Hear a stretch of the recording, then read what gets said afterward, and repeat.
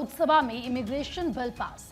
इस दौरान अमित शाह की तरफ से स्टेटमेंट सामने आया। उन्होंने कहा कि भारत धर्मशाला नहीं है, बांग्लादेशियों से सख्ती से निपटेंगे और ममता फेंसिंग के लिए जमीन नहीं दे रही हैं। ममता सरकार पर भी उन्होंने निशाना साधा। सुरक्षा को खतरे में डालने वालों पर हमारी नजर होगी। अलग शरणार्थी नीति की जरूरत नहीं है। विदेश से आने वाले हर नागरिक का लेखा जोखा भारत के पास होगा। आक्रांता भी भारत में आकर बसे। अल्पसंख्यकों के लिए भारत सबसे सुरक्षित है। शरणार्थियों के प्रति भारत का इतिहास रहा है।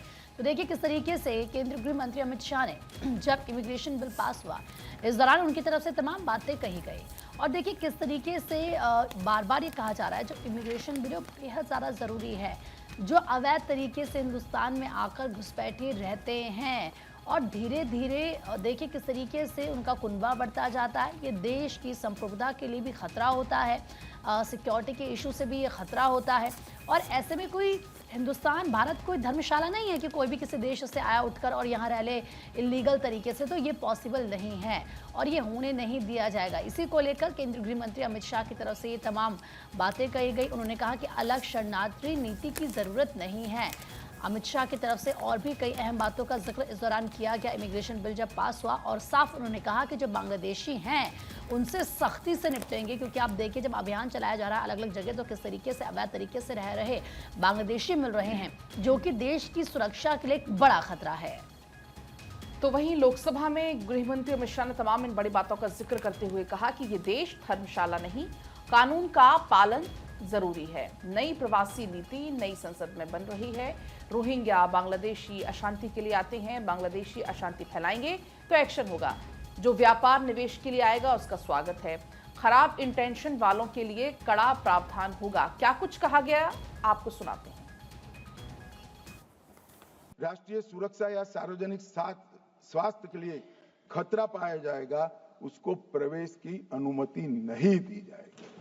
माननीय देश धर्मशाला नहीं है। जो चाहे जिस उद्देश्य से चाहे यहां आकर रह जाएगा, ऐसा नहीं होगा। कानूनी तरीके से देश के अंदर अपने देश को और हमारे देश को समृद्ध करने कोई आता है तो इसका स्वागत है, मगर सुरक्षा के लिए खतरा है, उसको रोकने का प्रावधान करने का हमारी संसद का अधिकार भी। शरण लेने की जगह अपने निहित स्वार्थ और देश को असुरक्षित करने वालों की संख्या भी बढ़ी है। अगर ये दोनों को संतुलित करना है, जो यहां सुचारू रूप से अपने देश के कानून के हिसाब से भारत की व्यवस्था को कंट्रीब्यूट करने के लिए आते हैं, व्यापार के लिए आते हैं, शिक्षा के लिए आते हैं, R&D के लिए आते हैं, लीगल सिस्टम को मजबूत करने के लिए आते हैं, वो सभी का स्वागत है मान्यवर। मगर मैं इतनी ही दृढ़ता से कहना चाहता हूं, चाहे रोहिंग्या हो चाहे बांग्लादेशी हो, अगर यहां अशांति फैलाने के लिए आता है तो बड़े कठोरता के साथ उनके साथ मान्यवर व्यवहार